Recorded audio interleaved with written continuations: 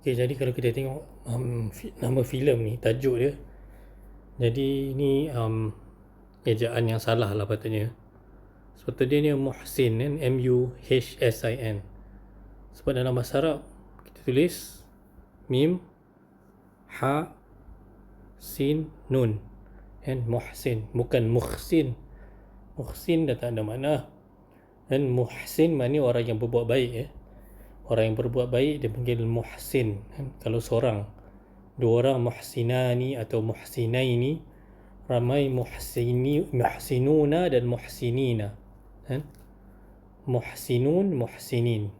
Jadi Muhsin orang yang berbuat baik, orang yang berbuat perbuatan yang hasan, yang baik kan?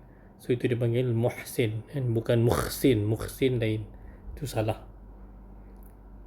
Allahu alam. Assalamualaikum warahmatullahi wabarakatuh.